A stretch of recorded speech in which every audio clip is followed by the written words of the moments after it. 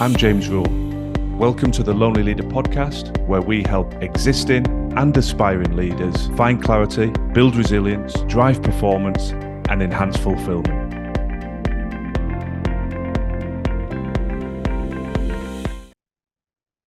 I'm going to talk today about how Google assesses the leadership impact and performance of their managers and leaders. As you probably already know, Google has a reputation for constantly assessing performance, seeking feedback at all levels of the hierarchy of the organization in order to monitor how people are performing and also improve their practices and processes so that they continue to evolve and thrive as an organization.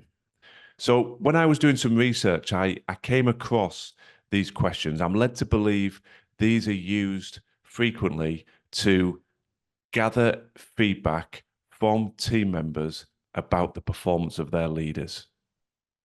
I'm going to run through those questions. And as I always say on this podcast, it's all about prompting reflection. So I'd like you to imagine your team answering these questions and how you think you would fare. Now, no judgment here. It's all in confidence. We're not going to ace every question. That will be impossible. But what I hope it does will make you reflect on what can you change? What should you change in order to ensure you are leading with more impact and getting the most out of your team and people around you? So there's 13 questions. Question number 1, I would recommend my manager to others. Now, I think this is the ultimate acid test right off the bat. Question number 1, would your people recommend you to others? We only recommend things we care about, things that have positively impacted us, whether that's a book, a restaurant, a vacation destination, a film that we've seen. So this is a big question. And as you reflect on your team, would they recommend you to others? My manager assigns stretch opportunities to help me develop and grow in my career. Now, this is an interesting one because it's obviously seeking to flush out those leaders that are selfishly just focusing on their own agenda, what they need from their team to move them forward against that agenda. And this prompts leaders to always remain cognizant of the need to develop their people. So it's all about clarity for me, this one, making sure you take the time to truly understand where your people are, where they want to get to, what's the destination that they would love to reach, and how are you going to help them get there? What steps need to take place? What training, etc., needs to be developed? How can you support them to develop their career in addition to them meeting the short-term needs you need them to meet to reach your agenda? My manager communicates clear goals. Now, I know at the top of this podcast, I talked about a set of questions, and some of these are statements, but I'm sure that many of you are familiar with this sort of feedback system whereby a statement will be positioned and invariably you're asked to agree, strongly agree, disagree, strongly disagree. So some are questions, some are more statements. But this again ties in with that clarity. People have to have a very clear, unambiguous vision of what does success look like? What are we trying to achieve? What are the goals that we're trying to hit? Because if people have ambiguity, then they end up getting lost. They can't perform. Number 4, my manager regularly gives me actionable feedback. This ties into another Lonely Leader episode, episode 21, Value Your People, and the need for giving clear and consistent feedback. It's so easy just to set a direction of travel, to expect your direct reports just to run with the vision and come back to you with the results. But life's not like that. It's really important to be continually checking in with your team, seeing what support they need from you, seeing how they're progressing against the bigger picture and the vision, and helping them course correct, tweak, and adapt strategy on the fly. I've spent a lot of time in sport, and I talk very much about the game plan, the strategy developed by coaches. But obviously, once that actual sporting fixture kicks off and commences, most game plans need significant tweaks and iterations. It's impossible to have a perfect plan. So the connectivity with your people and the ability to course correct is invaluable. My manager provides me with the autonomy I need to do my job. No micromanaging allowed. It's another core focus of ours at The Lonely Leader. We talk about this in episode 11 about the leadership essential of delegation. So this is obviously assessing the leader's ability to delegate and to trust and give their people the autonomy to crack on. Now, I may be sounding like I'm contradicting myself in the previous point where I was talking about the need to stay connected. There's a balance. You're not micromanaging, but you're also not leaving people without any support or direction. There is a fine balance. You set the goal, you set the vision, you give people the autonomy to move forward and to get stuck into the task, but you also let them know you're there to be able to review, feedback, help them course correct. That is an essence of leadership. It's very different to micromanaging, standing over people's shoulder, not giving them autonomy, and eroding that sense of trust and value because your very presence and micromanagement implies that you do not believe in them, trust them sufficiently to do the job. Number 6, my manager consistently shows consideration for me as a person. I speak about this frequently with clients. Staff are not robots. They're human beings. They have a value and needs far beyond just a cog in the wheel to deliver some corporate strategy. So this, again, strikes at the core of what I believe in with leadership, that you have to, through your actions and your words, create a sense of value in your people. And people very, very quickly identify unauthentic behavior where people don't really care about them as human beings, as people. It's just you're here to do a job, get on with your job. And that's very old school for me, very short-sighted, because you will never get loyalty, you will never get consistent high performance from people that don't feel valued. And as I've said earlier in the episode, we recently did a whole episode on the need to make your people feel valued. And there's links to that in the show notes below.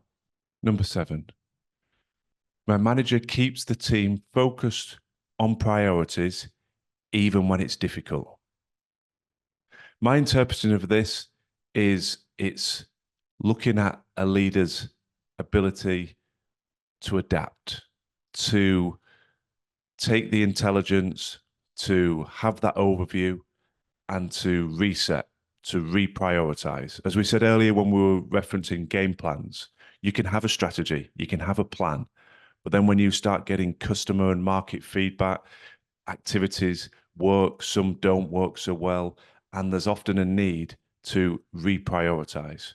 And that's a true challenge of leadership, as that question alluded to. Even when it's difficult, it's tempting to become the proverbial ostrich, keep your head in the sand, say, we have a plan, we're not changing it. But a team need their leader to be able to look at what's taking place and, if required, reset the priorities. You can't just keep pouring more and more water into the glass without it overflowing. There's only so much bandwidth, capacity, energy that any team has.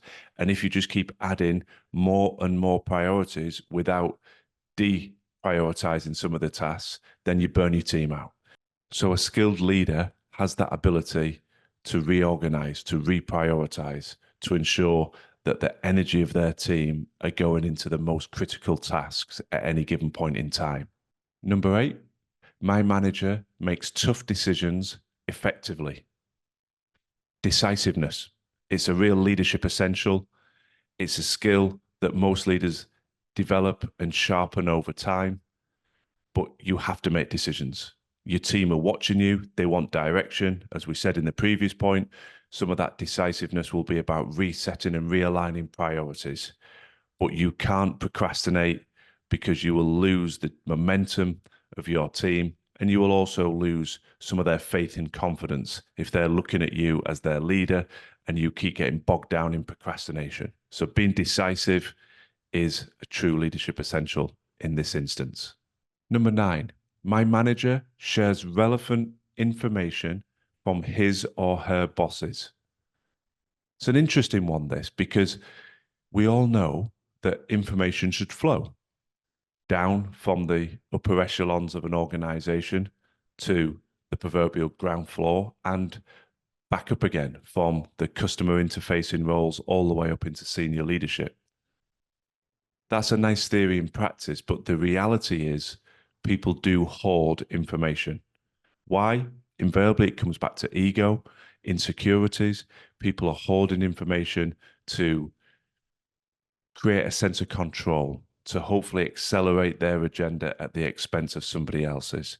But it is a very deluded and short-term strategy, because if you are trying to create a loyal, supportive team around you, if you are trying to create a positive culture and your people get a sense that you're withholding information that could help them have more clarity and more insight as to what success looks like and what they need to do to be successful, then you simply lose their trust and goodwill.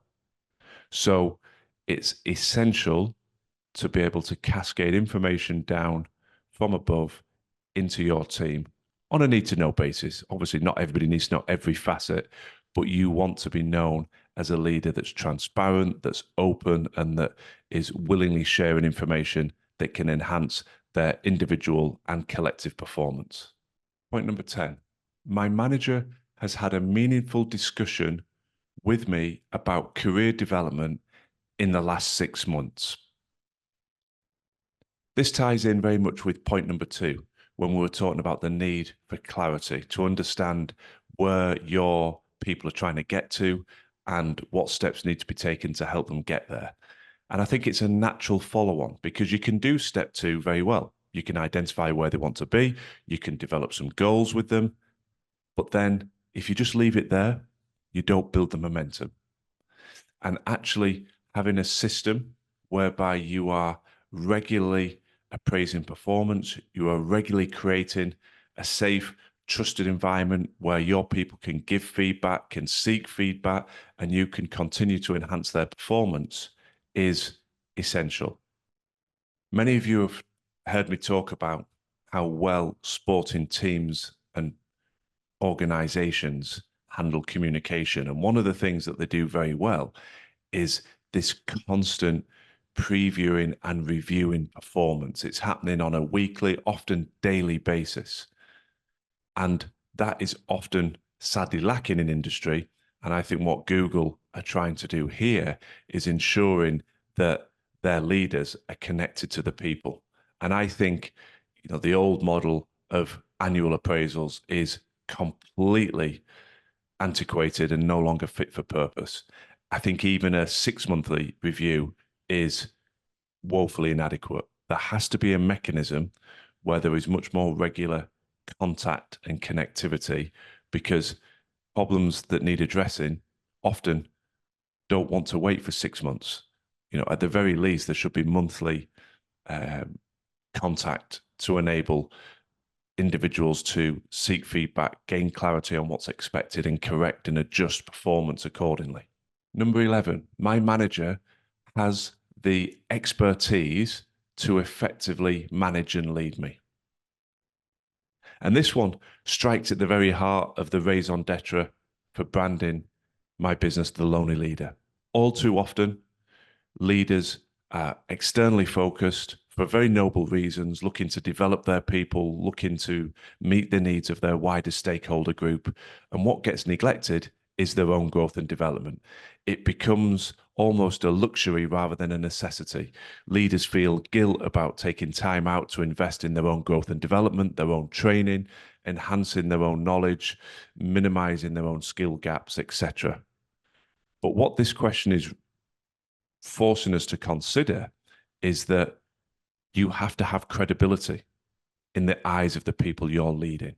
And obviously, one of the ways you have that credibility is your level of expertise. And so, in order to keep your expertise at the required level, the focus of continual growth and development, it can never stop. We must always be seeking ways to learn, to develop, whether that's training courses, coaching, mentoring, etc., so that the people you lead have absolute faith and confidence that you have the expertise and the credibility to be setting the direction of travel, to be creating vision that they want to be a part of and they want to follow. Number 12, the actions of my manager show he or she values my perspective even when it is different from his or hers. Another very interesting question that I really resonate with what it's trying to draw out. And we recently did a podcast episode on leadership pitfalls to avoid. Again, link is in the show notes below. And one of the pitfalls that I see regularly is a failure to seek contrary opinions. At first glance, it might feel nice to be in an environment where you make a decision or you decide on a particular strategy or course of action, and everybody in the room just nods and agrees and says, yes, great idea, that's the way to go. At first glance, it does seem that that's a frictionless, stress-free way to lead. But you don't want to create an environment like that where people are fearful to offer contrary opinions or just indifferent to offering them because they know it's a waste of time because you're not truly listening to them as their leader. There's a real value in seeking different perspectives to strength test your strategy, to evolve your strategy. Some of the best pieces of innovation that I was proud to be involved with were absolutely nothing to do with me as the leader. I was developing one course of action. You take those perspectives from your peers, from your colleagues, and actually you realize there's a better way to do things or an enhanced, improved way to do things. So it's a very short-termist and, to be frank, deluded approach to close off those contrary opinions and to avoid seeking them, because you're only going to encourage people to become indifferent and to lose access to some of the innovation and creativity that is sitting around you in your colleagues and in your team. And last but not least, number 13, my manager effectively collaborates across boundaries. Now, I interpret this as being willing and open-minded to look at where you can draw resource, where you can initiate collaboration for the greater good of your team. So in a sporting context, I've worked with some very innovative coaches who brought specialist guest speakers or guest coaches to come in and work on a specific task to enhance the overall performance of the group. It was their way of showing they were willing to think a little bit outside the box. And obviously, as you move into the world of big industry, where you have organizations with lots of departments and a huge number of people, it's always exciting and inspiring to be working with a leader that has an ability to think a little bit laterally, to draw in the support and the collaboration from other departments. Fresh perspectives, fresh ideas, fresh energy. It can enhance your team. And again, nobody's an island. It feels very short-sighted to close off those potential collaboration opportunities. So there we are, 13 statements, questions that are utilized by Google to assess the performance, the leadership impact of their leaders and their managers. I really like them. They prompted a lot of reflection in me. I hope they've prompted reflection in you. If you put yourself in the shoes of your direct reports, of your team, how would they answer based on how you are leading currently? And if you don't like some of those perceived answers, what do you need to change in your leadership style, in how you operate, in order to ensure that should those asked questions be delivered to your team, that you get answers that you are proud to hear? Thanks for listening to the Lonely Leader podcast. I'd be very grateful if you could share and follow if the content resonates. And if you're looking for additional free resource to support your continued growth and development, then please do check out our social media and website details in the show notes. Remember, quality leadership on the outside must always start within.